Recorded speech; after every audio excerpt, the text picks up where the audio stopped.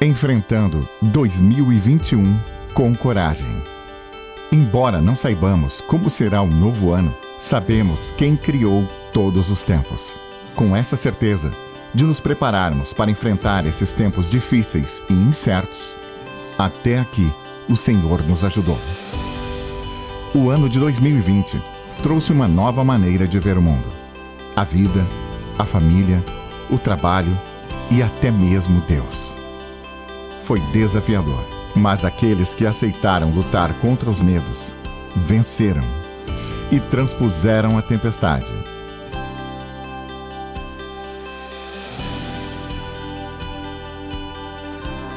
Feliz novo desafio.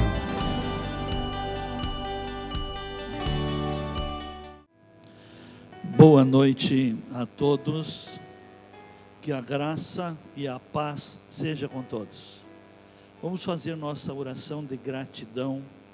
Passe em revista tudo que foi importante, tudo que é importante, porque a gratidão ativa a memória. O melhor, o que Deus mais recomenda para o seu povo é não se esquecer do que Ele tem ensinado, de tudo o que Ele tem nos dado. O perigo do esquecimento causa muito estrago. Amém? Por isso o salmista trabalha dizendo: ó minha alma, ele não está chamando a atenção dos outros. Minha alma, não te esqueça. Não te esqueça de nenhum só de seus benefícios. Aquilo que você esquece é benefício que você perde. Amém? O seu esquecimento só lhe causa prejuízo. Amém? Vamos agradecer? Pai, muito obrigado. Obrigado, Paizinho, por esse tão belo dia. Pelo privilégio que o Senhor nos dá também de estarmos reunidos neste lugar, com essa liberdade no Teu Espírito, de podermos louvar e adorar ao Teu nome. Obrigado. Obrigado por esse lugar que o Senhor tem reservado para nós, para que o Senhor também falar conosco através da palavra. Obrigado por essa igreja, pois aqui o Senhor, através de Cristo, tem construindo uma família que será a família eterna. Senhor, todos aqueles que são chamados Teus filhos e que vivem em comunhão, que entendem o Teu propósito, Senhor, o Senhor tem dado a vida eterna, e através desses expedientes, o Senhor tem nos ensinado a nos relacionar, a nós sermos solução um na vida do outro, e nós sermos bênção, Pai. Muito obrigado. Obrigado por tudo que o Senhor tem feito. Eu já quero te agradecer, ó Pai, pelo que o Senhor estará fazendo nessa noite, pela palavra, pela Tua presença, pela maneira que o Teu Espírito estará trabalhando, convencendo, esclarecendo e trazendo a nós também lições e aplicações práticas para a nossa vida. Quero abençoar a todos. Peço, Pai, usa agora de misericórdia para com todos, fala individualmente com cada um. Em nome de Jesus pedimos-te estas bênçãos. Amém.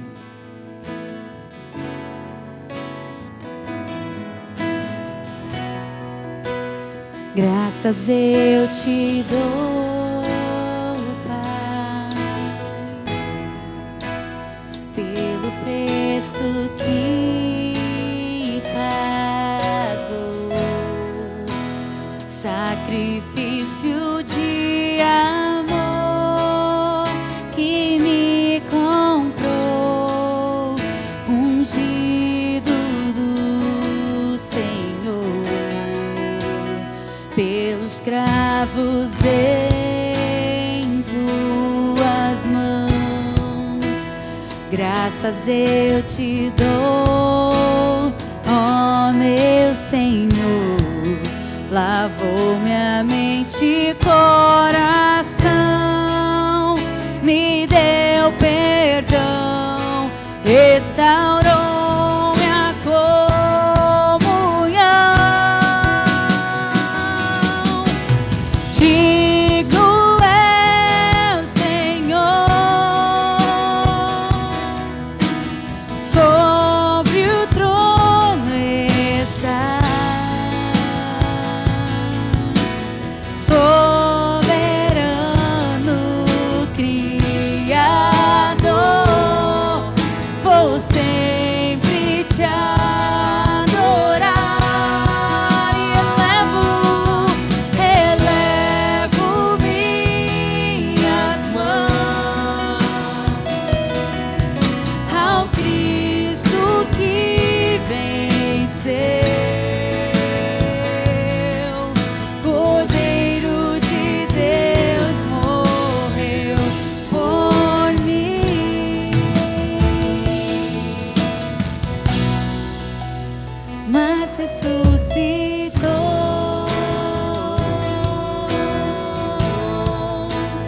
Digno é o Senhor, mas ressuscitou.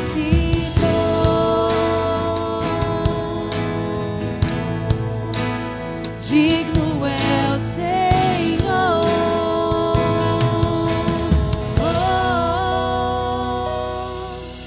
Jesus. Aleluia.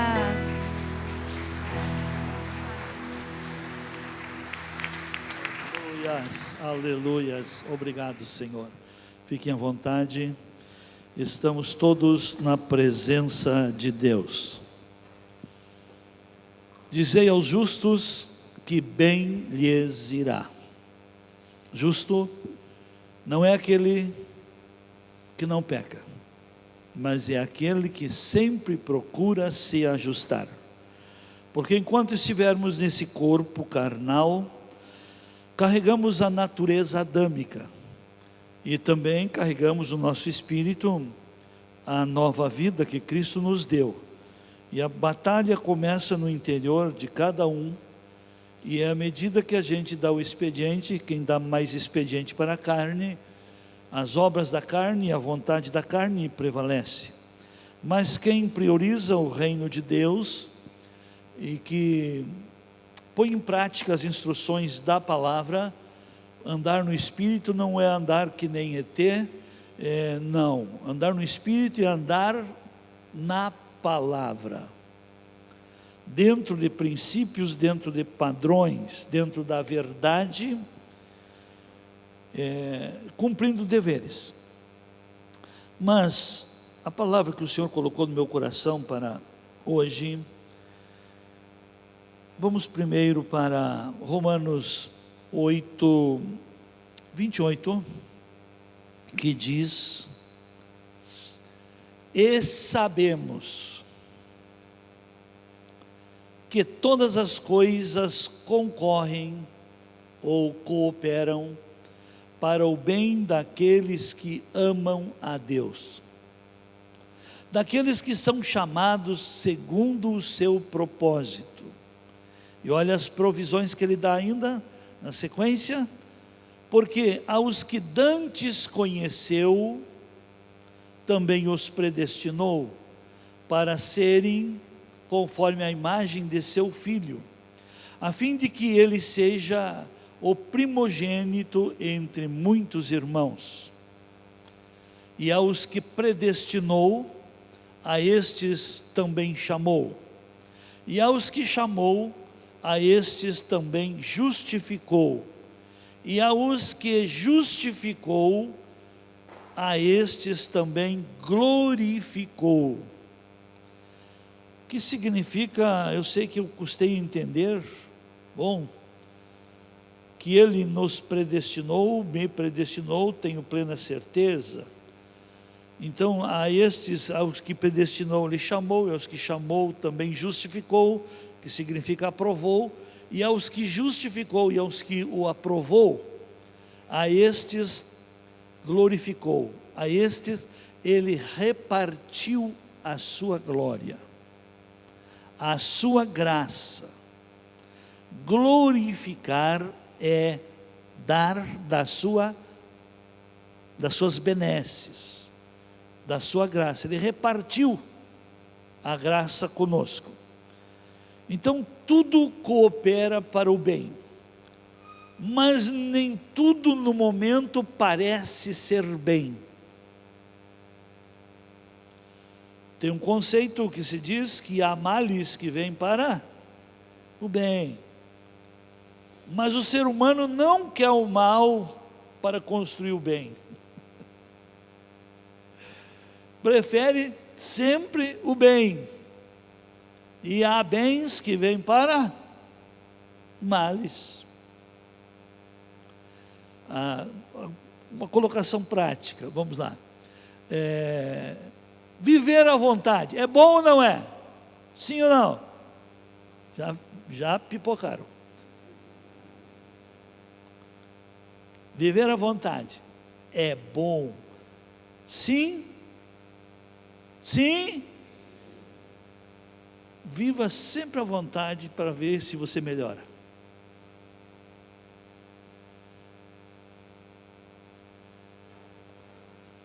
Porque quem procura fazer a sua vontade, a criança gosta de estudar, quem vai no colégio gosta de fazer provas, quem constrói uma casa gosta de construir os fundamentos, trabalhar nos alicerces? Não.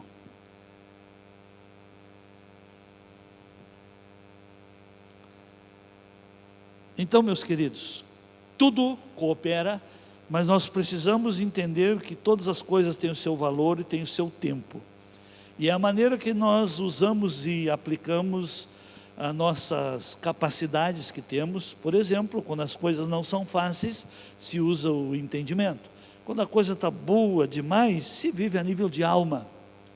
Mas se a coisa não pode se brincar, se usa o coração, porque é um compromisso. E se o dia está pesado, se usa a força.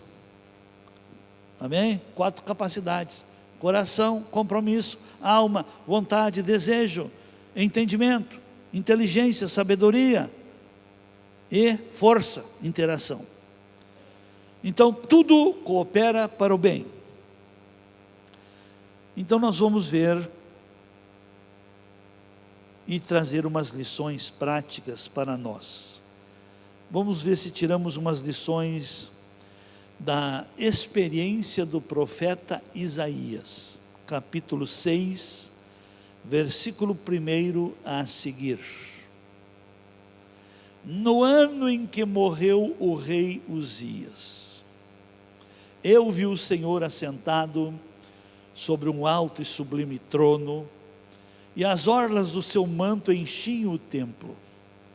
Ao seu redor haviam serafins, cada um tinha 6 asas, com 2 cobria o rosto, com 2 cobria os pés, e com 2 voava. E clamavam uns aos outros, dizendo: Santo, Santo, Santo é o Senhor dos exércitos, a terra toda está cheia da sua glória. E as bases dos limiares do templo moveram-se à voz do que clamava, e a casa se encheu de fumaça. Então disse eu: ai de mim, pois estou perdido, porque sou homem de lábios impuros, e habito no meio de um povo de impuros lábios, e os meus olhos viram o Senhor dos exércitos. Então voou para mim um dos serafins, trazendo na mão uma brasa viva que tirara do altar com uma tenaz. E com a brasa tocou-me a boca e disse: eis que isto tocou os teus lábios, e a tua iniquidade foi tirada, e perdoado o teu pecado.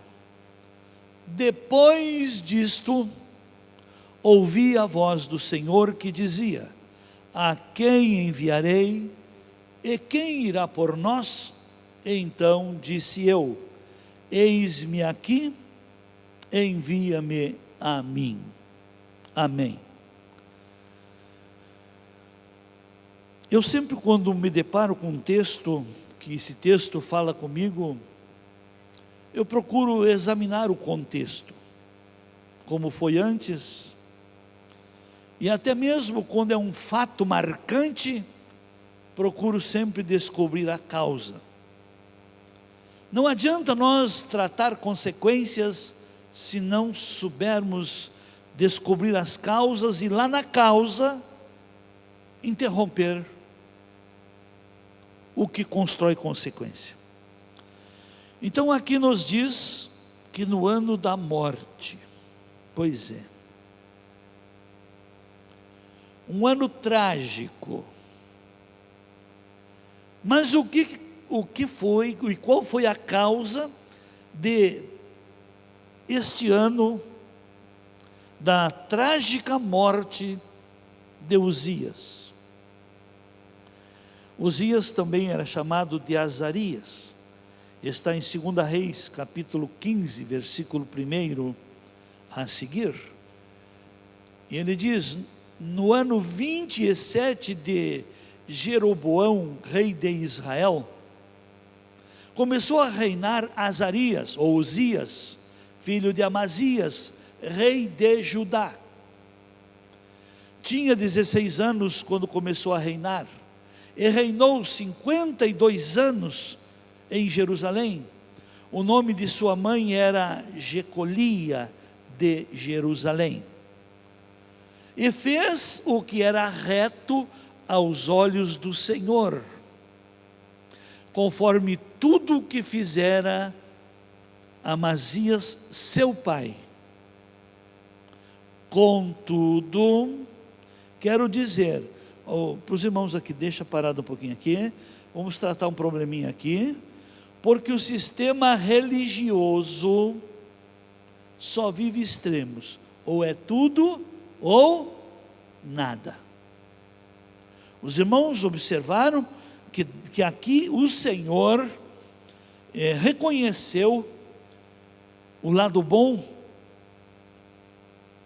o que Ele fez de bom, Ele deu continuidade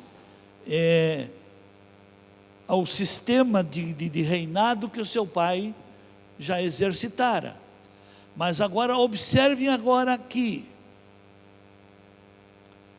contudo, os altos não foram tirados. O povo ainda sacrificava e queimava incenso neles.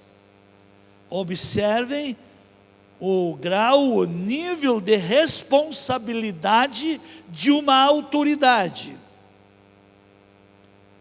Ele, na gestão dele, ele honrou a Deus, mas ele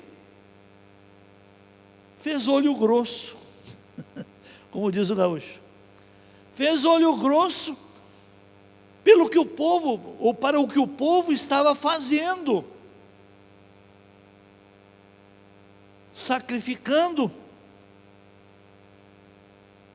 queimando incenso, ao ponto de logo ali ele também se deixar influenciar. O que diz o verso 5? E o Senhor feriu o rei, de modo que ficou leproso até o dia da sua morte, e habitou numa casa separada. E Jotão, filho do rei, tinha o cargo da casa, julgando o povo da terra. Vamos lá para também 2 Crônicas 26, 16. Olha o que diz ali, a mesma história, porém com mais detalhes. Mas quando ele se havia tornado poderoso, porque quando a pessoa cresce, se fortalece, prospera, engriquece, engorda, se torna soberbo. Então, quando ele se havia tornado poderoso, o seu coração se exaltou, de modo que se corrompeu e cometeu transgressões contra o Senhor, seu Deus. E olha que tipo de transgressão: pois entrou no templo do Senhor para queimar incenso no altar do incenso. E o que mais? Mas o sacerdote Azarias entrou após ele com 80 sacerdotes do Senhor, homens valorosos, e se opuseram ao rei Uzias, dizendo-lhe: a ti, Uzias, não compete queimar incenso perante o Senhor, mas aos sacerdotes, filhos de Arão, que foram consagrados para queimarem incenso. Sai do santuário, pois cometeste uma transgressão, e não será isto para a honra tua da parte do Senhor Deus. Então Uzias se indignou, então o rei se indignou, e tinha na mão um incensário para queimar incenso. Indignando-se ele, pois, contra os sacerdotes, na hora daquela ira, daquela atitude de rebelião, atitude de resistência à autoridade espiritual. O rei era a autoridade governamental que reinava, mas no templo tinha a autoridade espiritual, que eram os sacerdotes. E ele se empoderou, como o seu reinado foi muito bem, ele teve um reinado extenso, 52 anos de reinado, então ele achou que estava endeusado, que podia fazer o que queria. E olha o que aconteceu. Ele foi dar uma de sacerdote, e quando o sacerdote responsável vê, interrompe, e ele se rebela, ele se indigna, ele resiste. E o que foi que aconteceu? O que aconteceu? Indignando-se ele, pois, contra os sacerdotes, nasceu-lhe a lepra na testa, perante os sacerdotes, na casa do Senhor, junto ao altar de incenso. O que aconteceu? Então o sumo sacerdote Azarias olhou para ele, como também todos os sacerdotes, e eis que já estava leproso na sua testa. E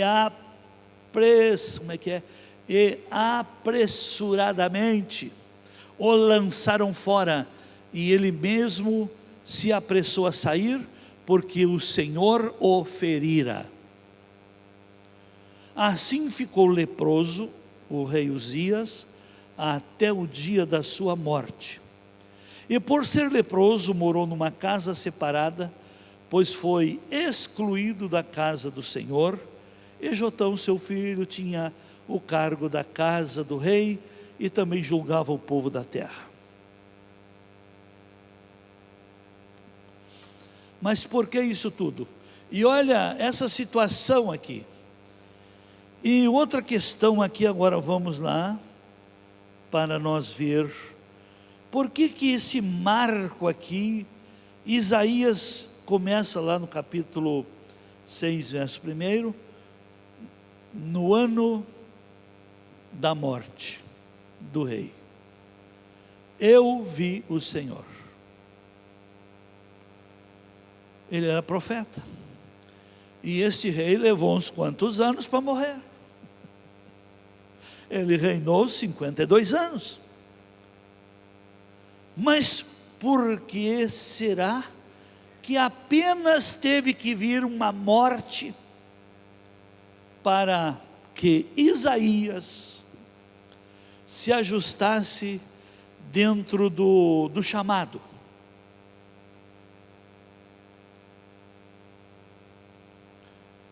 Com certeza, segundo a história, ele era muito amigo do rei e das autoridades que faziam parte da casa real. E meus amados, e sempre quando muda um rei, quando muda um governo, os amigos daquele que deixou o espaço também perdem espaço. Isso é normal. Isso é a nível nacional, estadual, municipal e até empresarial. Mas vamos ver o que podemos nós entender. Mas para nós ver esse quadro, por que que ele só viu o Senhor depois que o rei morreu? E o ministério dele se tornou messiânico, porque Isaías é tido como o profeta messiânico, que 750 anos antes de Cristo nascer, ele profetizou toda a história, a vinda de Jesus, todo o seu ministério, até acontecer isso aí. Ele só via erro, ele só via, antes de ele ver o Senhor, antes de ele ter um encontro com o Senhor, ele só via o que estava errado na nação que ele fazia parte. Ele só via o que estava errado. Vamos confirmar isso? Vamos conferir isso? Lá no capítulo 1, versículo 4 de Isaías, que diz, até vou pegar na minha tradução, porque essa tradução ali, não sei se o cara era gago ou o que era, que deixa algumas coisas para trás. Ai desta nação, ai dessa nação pecadora, povo carregado de iniquidade, descendência de malfeitores, filhos que praticam a corrupção, deixam o Senhor, desprezaram o Santo de Israel e voltaram para trás. Esse era o profeta. O segundo ai que ele viu, segunda acusação que ele faz, capítulo 3, verso 11. Ai do perverso, mal lhe irá, pois se fará o que as suas mãos fizeram. Capítulo 5, verso 8. Ai dos que ajuntam casa a casa, dos que acrescentam campo a campo, até que não haja mais lugar, de modo que habitem sós no meio da terra, adquirem tudo que é propriedade. Capítulo 5, verso 11. Ai dos que se levantam cedo para correrem atrás da bebida forte, e continuam até a noite, até que o vinho os esquente. Capítulo 5, verso 18. Ai dos que puxam a iniquidade com cordas de falsidade, e o pecado como tirantes de carros. Versículo 20. Ai dos que ao mal chamam bem, e ao bem chamam mal, que põem as trevas por luz, e a luz por trevas, e o amargo por doce, e o doce por amargo. Verso 21. Ai dos que são sábios aos seus próprios olhos, e astutos em seu próprio conceito.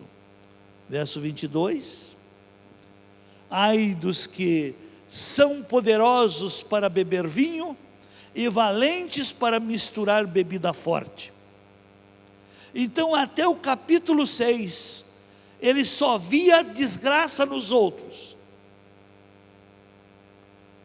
Porque esse período até a morte do rei, ele vivia como um religioso, que só procurava erro na vida dos outros, e não olhava para dentro de si, nem sequer se conhecia, nem sequer estava ciente de seu estado como estava. Que foi preciso uma morte. E eu volto a dizer, que tudo sim coopera para o bem dos que amam a Deus. Porque esse Covid, as mortes que trouxe, revelou sim o estado espiritual, principalmente dos cristãos. Porque os cristãos que de março para cá não visitaram mais a igreja, é porque comprovaram que são religiosos e não são adeptos do governo de Deus. Religião não salva, religião não dá segurança, religião não dá paz, religião não dá certeza de vida eterna, mas estar debaixo do governo de Deus, se está seguro, porque quando o Senhor é o pastor, nada faltará, e mesmo que ande pelo vale de sombra e morte, não teme mal nenhum, porque o Senhor está junto, a vara e o cajado do Senhor traz direção e consolo. Amém? Louvado e engrandecido é o nome do Senhor. Então, quando a pessoa não está bem, ela só vê o erro nos outros. A pessoa vê como está, ela julga como ela é, ela acusa do que ela mesma pratica. Um exemplo claríssimo do comportamento desse profeta. Mas lá no capítulo 6, no capítulo 6, versículo 5, ele dá o nono ai. Qual foi o ai que ele deu? Ai de mim, ai de mim, ai de mim se o Covid me pega, ai de mim.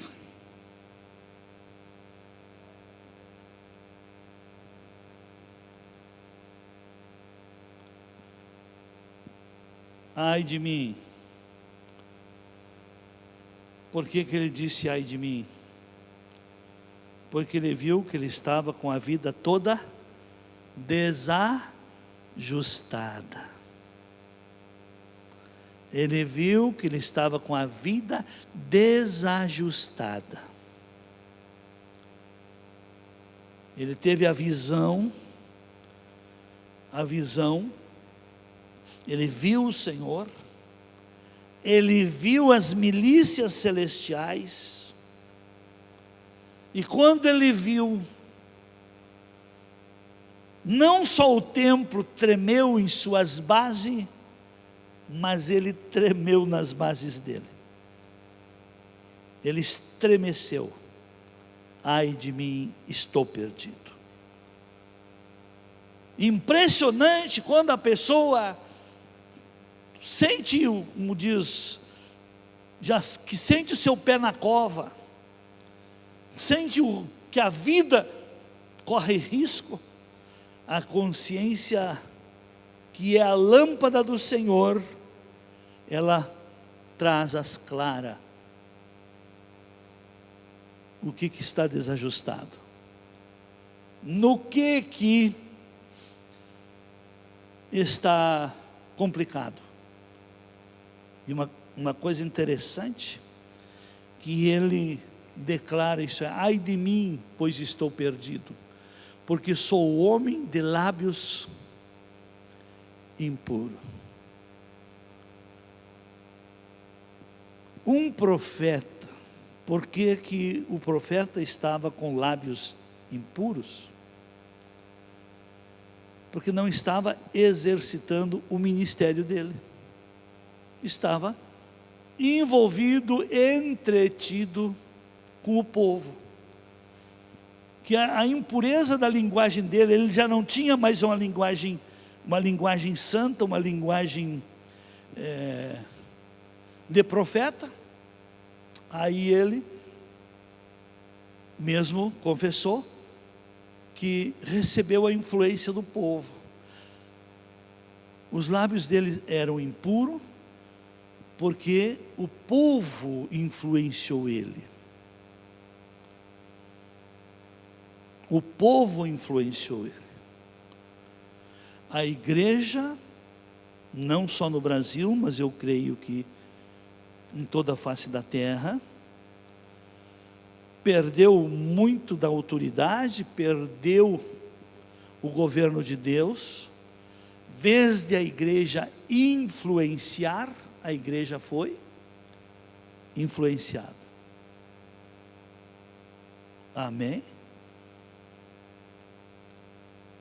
A igreja, nós como salvos, corpo de Cristo, é para sermos sal. O sal, para ele não mudar o sabor, para ele não dar sinal, só se estiver estragado. Se sua vida não manifesta mudança, não tempera, não equilibra, não conserva, porque o sal tem muito significado, e um dos significados muito importante, o sal conserva o alimento. E se o alimento não tem sal, é o primeiro a azedar. Uma carne sem sal é a primeira a azedar, e ela bem salgada vira charque e não se estraga. Mas se o sal é insípido, só para ser pisado. O que significa? Por que Jesus disse isso? Se o sal for insípido, serve para ser pisado pelos homens. Se os crentes são sem conteúdo, sem convicção, sem fruto do Espírito, sem solução para interagir na situação, vai ser pisado sim. Amém? Vai ser humilhado, vai ser desqualificado, vai ser rejeitado, desprezado. Mas se o sal é bom, se você é um cristão modelo Cristo, você é que vai influenciar e não ser influenciado. Foi necessário para que Isaías se voltasse para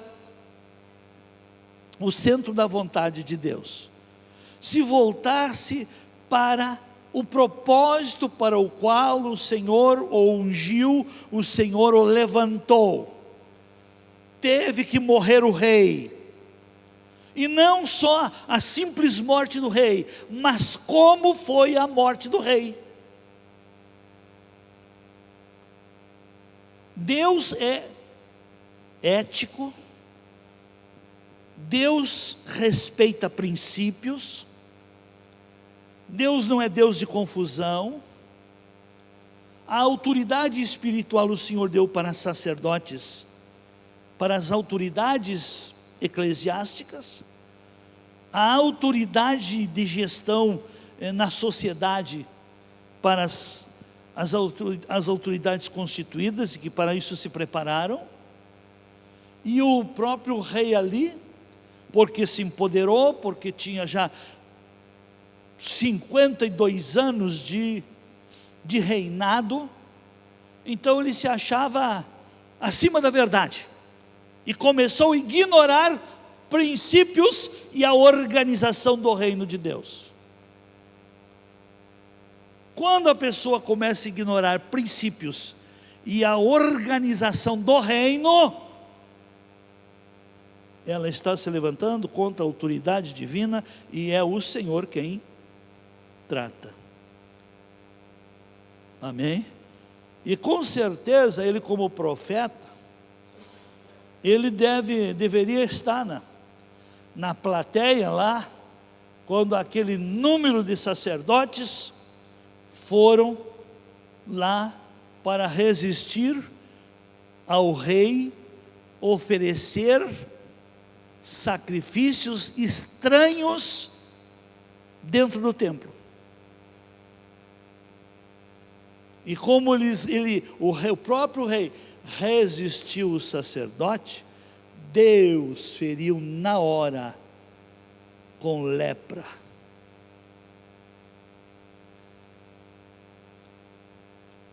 Com certeza, aquela lepra para o rei foi o Covid de hoje.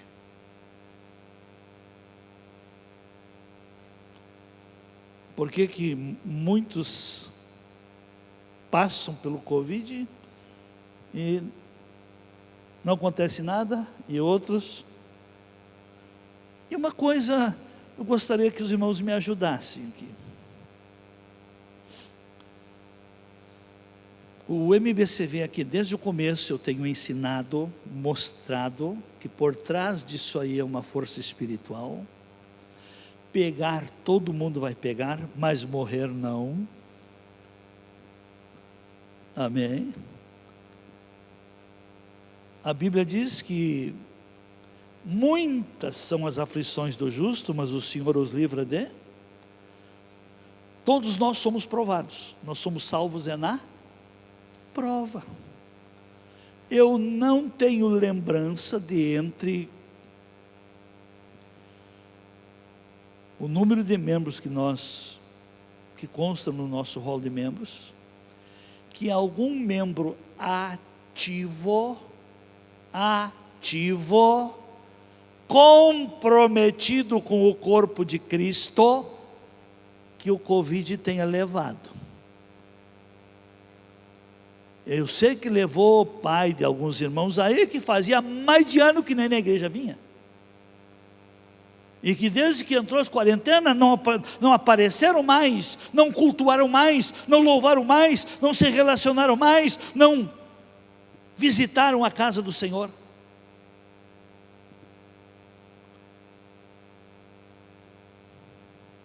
Amém? E se não vem, é porque já está mal, já está com medo. E tudo que a pessoa teme pode... O que disse Jó? O que eu mais temia me aconteceu. O que é medo? É falta de coragem. E o que é falta de coragem?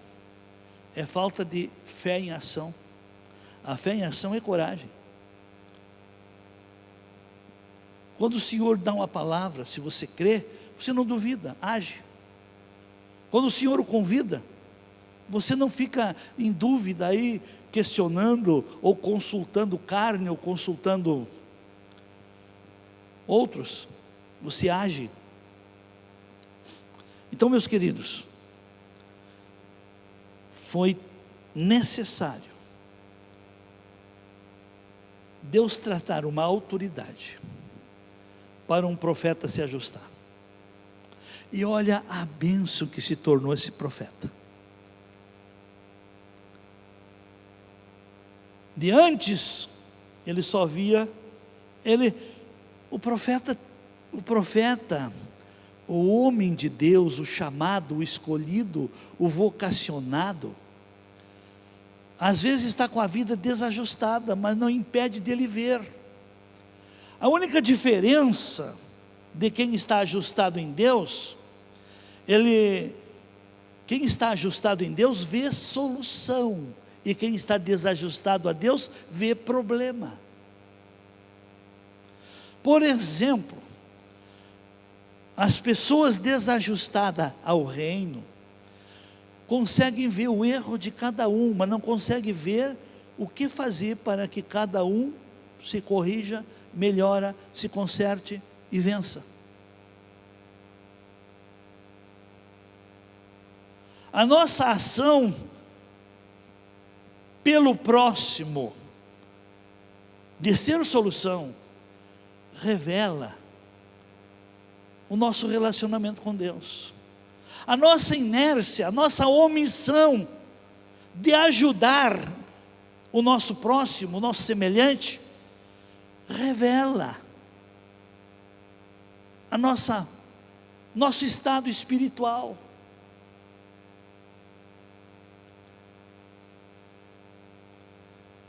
Amém.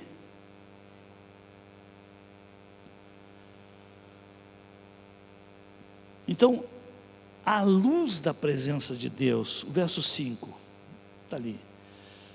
Quando ele viu a glória de Deus, ele viu o Senhor assentado num alto e sublime trono. A glória que ele viu,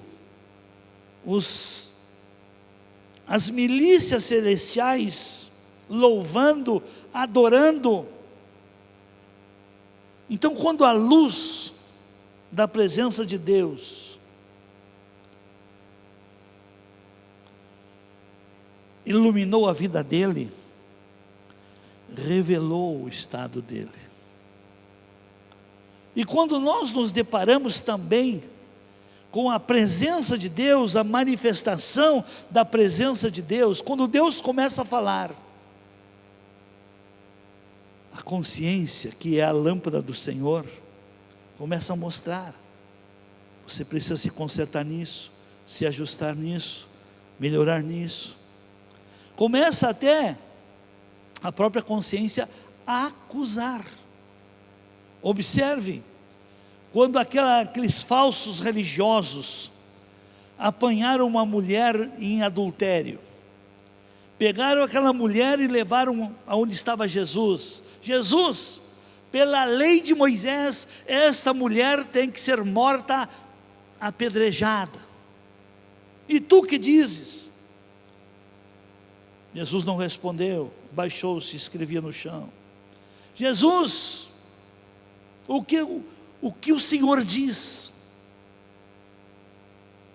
Aí Jesus então levanta e diz a eles: aquele que estiver sem pecado, atire a primeira pedra.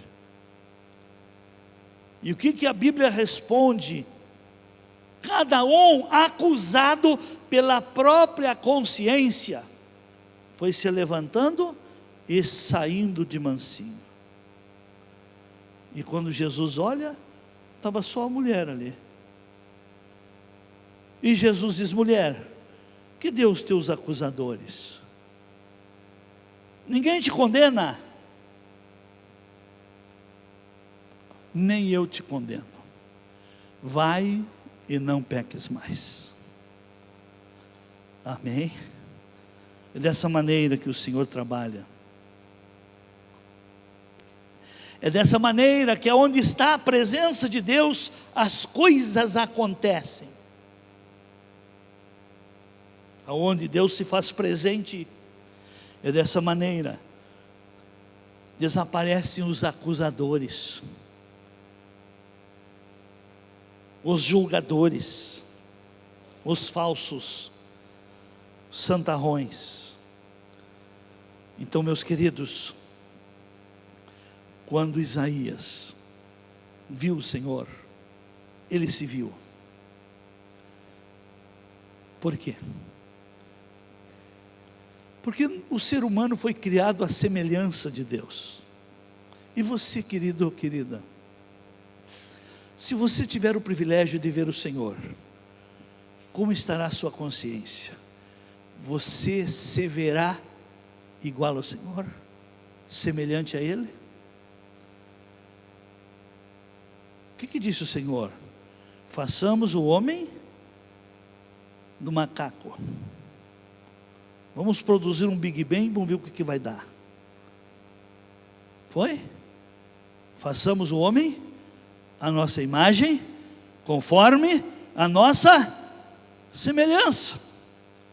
Quando Deus se manifesta, quando a palavra de Deus vem ungida, dirigida pelo Espírito Santo, como é que a sua consciência reage diante do poder da palavra, diante da revelação que a palavra traz com respeito à realidade?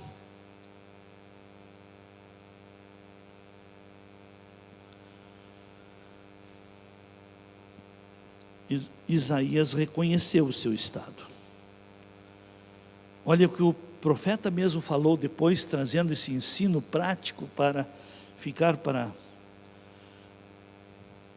o cristianismo. Isaías 59, 1 e 2, ele declara: eis que a mão do Senhor não está encolhida para que não possa salvar, nem surdo o seu ouvido.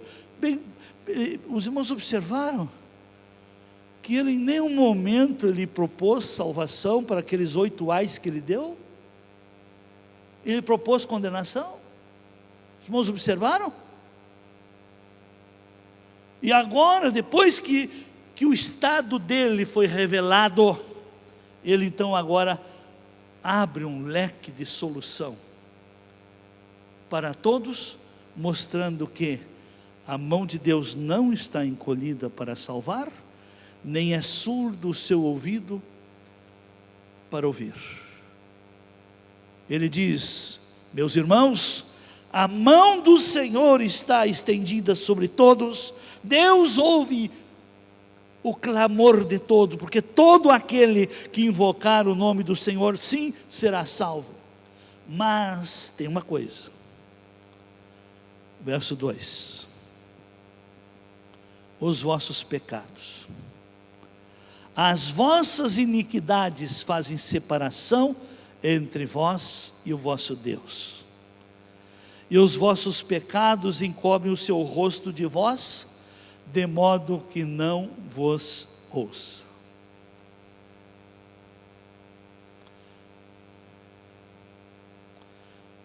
O ser humano, quero até dizer para os irmãos, eu não me lembro se eu pedi perdão quando me converti. Só me lembro que a presença de Jesus na minha vida revelou que eu era um pecador. E quando eu reconheci que era um pecador, aconteceu com minha vida como aconteceu com Isaías, lá no verso 6. Então, um daqueles serafim voou para mim. Então voou para mim um dos serafins, trazendo na mão uma brasa viva que tirara do altar, com uma tenaz. E com a brasa viva tocou na minha boca, nos meus lábios. E aí ele declarou: eis que isto tocou os teus lábios, e a tua iniquidade foi tirada, e perdoado o teu pecado. Amém? As pessoas, queridos, olha, as pessoas costumam pedir perdão direto. Se manifestar um demônio, primeira coisa que o crente faz: Senhor me perdoa, Senhor me perdoa, porque sabe que se ele tem pecado dentro de si, o demônio também entra nele.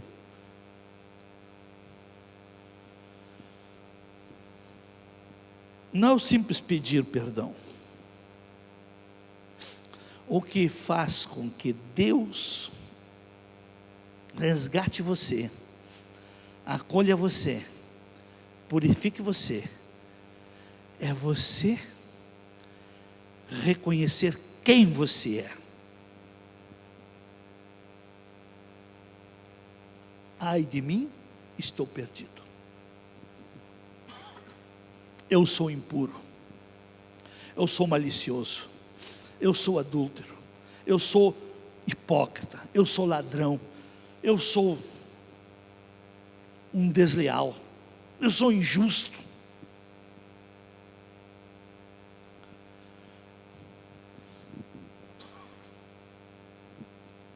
Quando Isaías disse: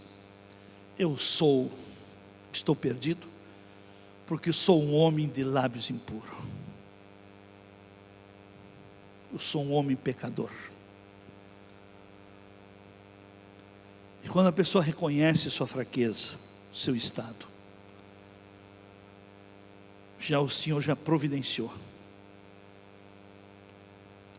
que um daqueles serafins fosse ao altar do Senhor, uma tenaz, pegasse uma brasa e queimasse a impureza dos lábios do profeta. Dos lábios de quem mesmo? Profeta. Mesmo ele com lábios impuros, mas só profetizava urubuzada.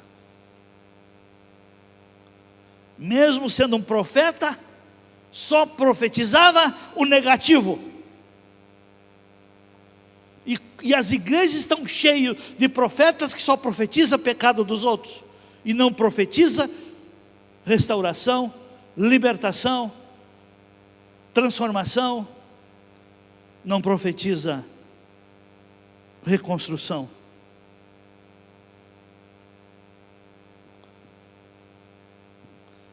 Amém. E no momento que a brasa tocou a boca, que purificou os lábios, a iniquidade foi tirada e o pecado foi perdoado. E aí? Agora vamos lá. Olha como Deus trabalha. O pecado foi, como é que diz ali? A iniquidade foi tirada. Deus não põe nada enquanto tem sujeira. Iniquidade são coisas malignas, obras malignas, coisas impuras. Então o processo tirou, limpou, perdoou. E aí a pessoa ficou livre. Para quê? Olha lá, o 8. Depois disso, ouvi a voz do Senhor que dizia: a quem enviarei?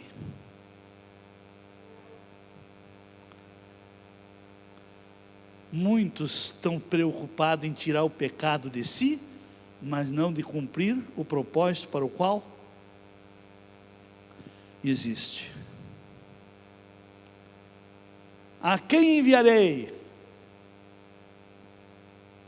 E a partir dali, podem acompanhar este livro. Os irmãos vão ver a maneira que ele ouviu a voz do Senhor, porque ele ouviu a voz do Senhor que dizia: quem enviarei e quem irá por nós? Então disse eu: eis-me aqui, envia-me a mim. Pessoa perdoada ouve a voz do Senhor. Pessoa que foi perdoada, foi tirado. E eu quero dizer uma coisa: por que os crentes caem, vêm, são perdoados, voltam, caem e vêm buscar o perdão, voltam, caem, e esse vai e vem, esse perdoa, esse peca, vem, busca perdão, é perdoado, vai e volta a pecar? Por quê? Fica vazio. Fica vazio. O que diz que oficina de, como é que é? Crente desocupado é? Como é que é esse conceito aí? Essa nova geração sabe como é que é esse conceito? Coração desocupado se torna o quê? Oficina do diabo. E olha outra coisa aqui. Infelizmente, a quarentena foi como que uma peneira, de ficarem tanto tempo sem comunhão no corpo, sem ouvir a pregação, sem expediente de louvor, de adoração, sem o contato e o convívio no corpo de Cristo, foram esfriando. Vamos lá para Mateus 12, 43, parece que é. Ora, havendo o espírito imundo saído do homem, anda por lugares áridos, buscando repouso, e não o encontra. Observe aqui. Ora, havendo o espírito imundo saído do homem. Quando é que acontece este fato, esse episódio? Quando é que o espírito imundo sai do homem? Quando ele recebe a Jesus como Senhor e Salvador. Aí aquele espírito, o Zé Pilintra e tantos outros, o Pombagira, e tantos outros aí, que tem uns que tem até nome científico, porque são pessoas ricas que tem ele. E esses espíritos andam por lugares áridos buscando repouso, e não encontram. Por quê? Porque tem duas classes de gente: os que servem a Deus e os que servem ao diabo. E os que servem ao diabo já estão ocupados. Amém? Então aquele espírito começa a andar, buscando repouso, e não encontra. O que ele fala? Verso seguinte. Então ele planeja, ele projeta a ação dele. Voltarei para minha casa de onde saí. E chegando acha desocupada,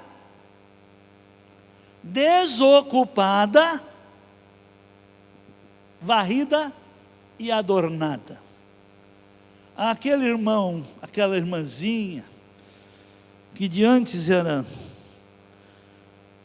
servia ao diabo, era um aparelho de Satanás, era cavalo de Satanás.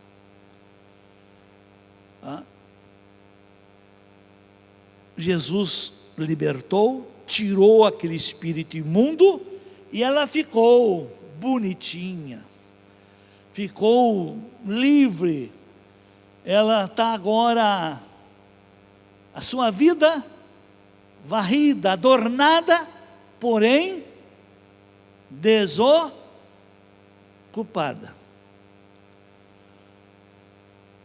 O que os irmãos acham? Da onde o MST descobriu a forma de invasão? Do mundo espiritual. Como é que começou esses movimentos de invasão do MST? Eles olhavam para uma propriedade, está vazia, está desocupada, e iam lá e se apossavam, invadiam, e foram se empoderando, que não agora, mas até 2 anos atrás, invadiam até ocupadas. Amém? Mas, vamos lá, tem mais aí, o verso 45. Então aquele demônio, aquele espírito, aquela bagagem, toda aquela opressão, aquelas forças opressoras que oprimiam a pessoa, e pelo aceitar Jesus foram libertos, essas procuram um lugar e não encontram, se lembram de onde saíram, e começam a observar. Como é que está o Pafúncio? A vida dele está arrumadinha, está bem organizada, mas está desocupado, não tem compromisso nenhum com Deus. Então recebeu a salvação, recebeu o perdão, ele está alegre com Cristo, mas nenhum compromisso com a igreja.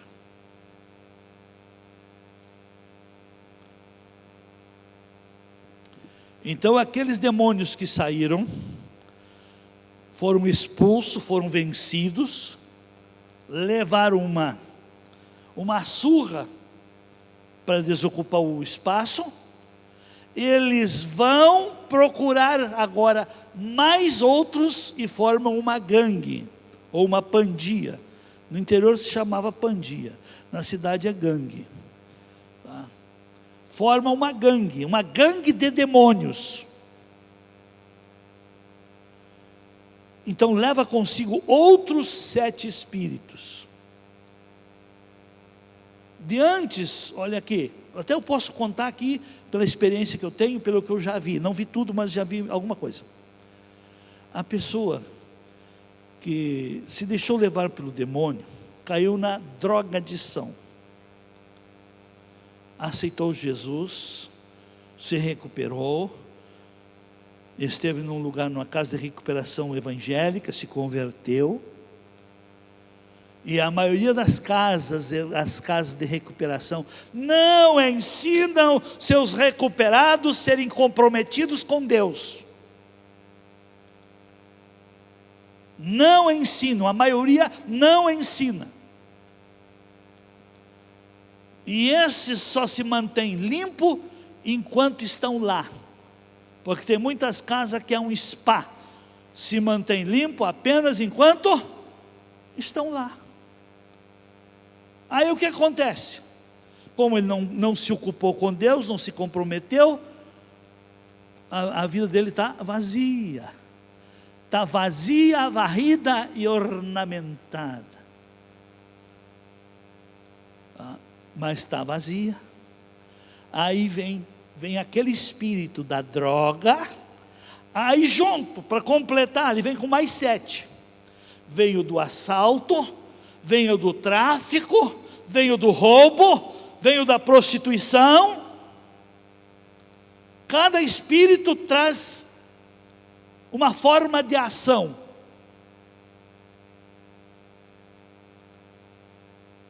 Porque a maioria dos que se recuperaram, que eram apenas adictos, e não se comprometeram com Deus, e voltaram, caíram, não ficaram só na adicção, foram para o tráfico, foram para o submundo. E são verdades que a Bíblia já nos dá como advertência de ensino. E não adianta lutar contra a verdade. Jesus foi quem disse isso. E aí como é que ele conclui aí? Que o último estado da pessoa que não quer se ocupar com as coisas de Deus, vem a ser pior do que o primeiro. E assim há de acontecer também o quê? A esta geração perversa. Por que há um entra e sai na igreja? Por que as igrejas são como que uma rodoviária?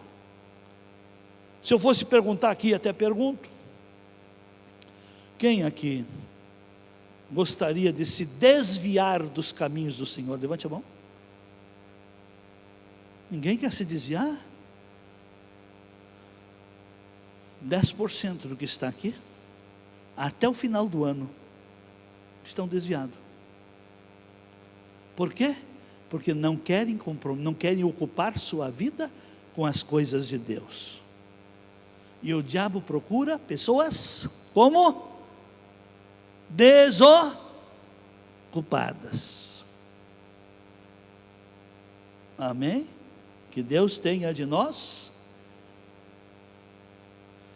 Então, meus queridos, busquem a presença de Deus, busquem ter um encontro com Deus, porque ninguém precisa tratar você, a sua consciência vai trazer à luz tudo o que está fora, amém? E no momento em que você aceita o juízo da sua consciência, que você reconhece que é um pecador, na mesma hora, o Senhor dá ordem ao anjo para purificar você, para tirar o pecado de você. E no tirar o pecado, vai tirar também toda a sua surdez espiritual, porque a Bíblia repete umas quantas vezes, que diz assim: quem tem ouvidos, ouça o que o Espírito diz à igreja. Amém? Ficamos em pé.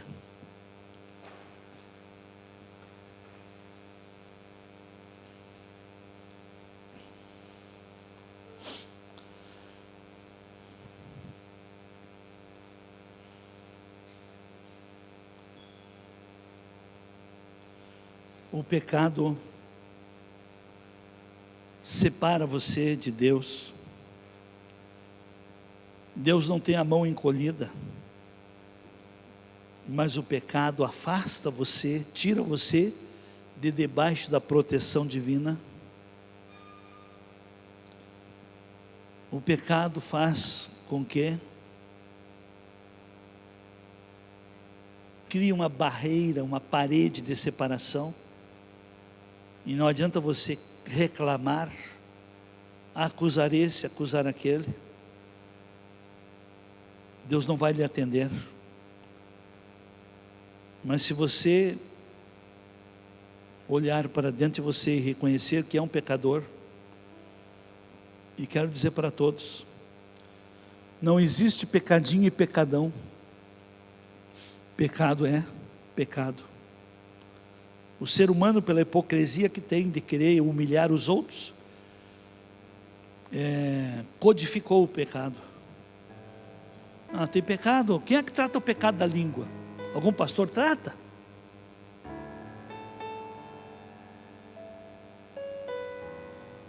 Ninguém quer tratar, mas é pecado igual.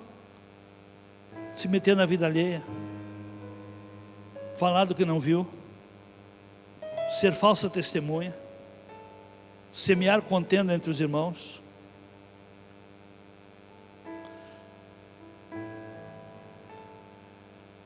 A palavra é tão clara, e nós aqui temos princípios que há muito tempo nós passamos. Um dos conceitos que eu falei muito, que diz que quem está bem, não fala mal. Outro conceito que é para até o nécio conseguir ver. Você conhece alguém que fala de alguém que está pior que ele? Você nunca alinhou essas coisas? Deu para entender? Você já viu alguém falar de alguém que está pior? Tenta jogar coisa pior, mas se ele fala mal de alguém é porque ele está pior que aquele alguém.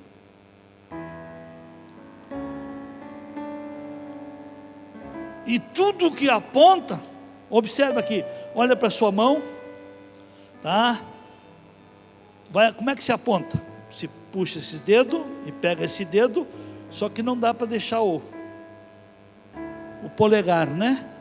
O que mostra aqui? Eu com um dedo aponto para alguém, 3 dedos aponta para mim, e o meu polegar aponta para quem?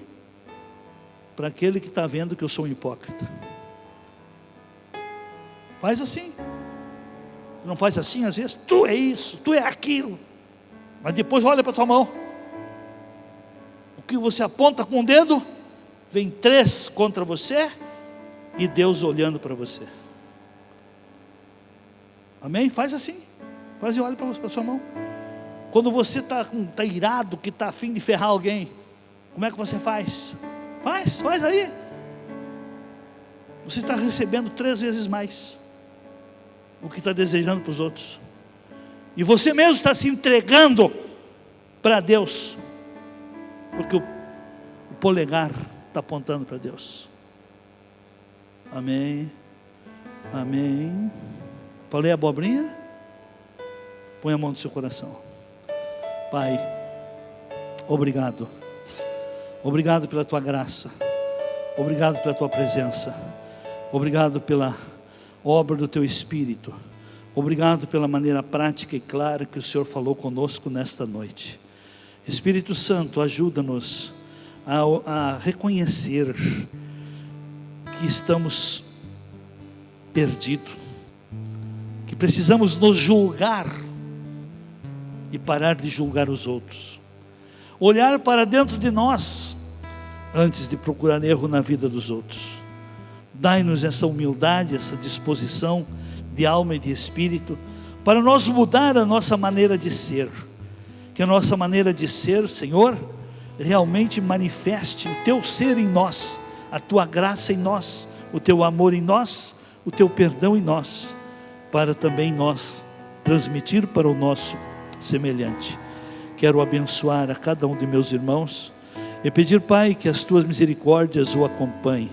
Em nome de Jesus, que o Senhor tire do altar brasas vivas e purifique os lábios, purifique a boca, purifique a linguagem de cada um dos que estão ouvindo esta palavra, para que a linguagem seja uma linguagem que glorifique, uma linguagem profética, uma linguagem que seja semente de vida, semente de solução, semente de amor, de perdão.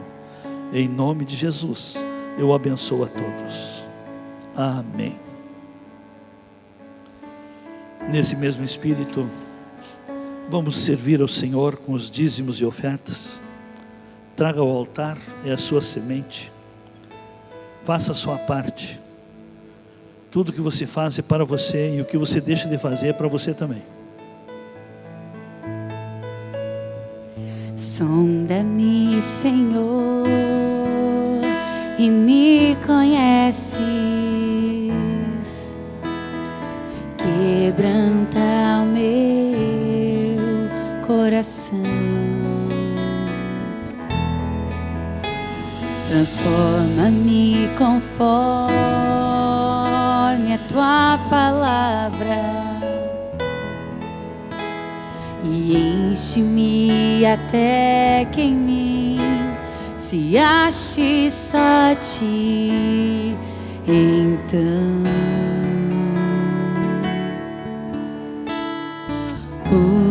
usa-me, Senhor,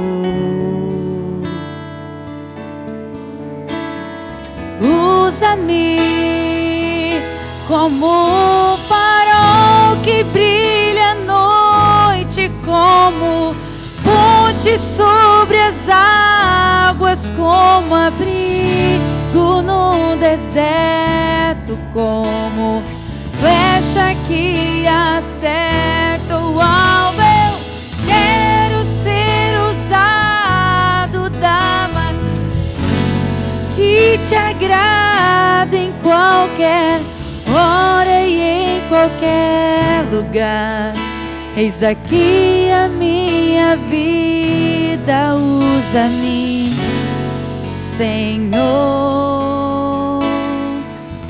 usa-me, sonda-me, sonda-me, Senhor, e me conhece.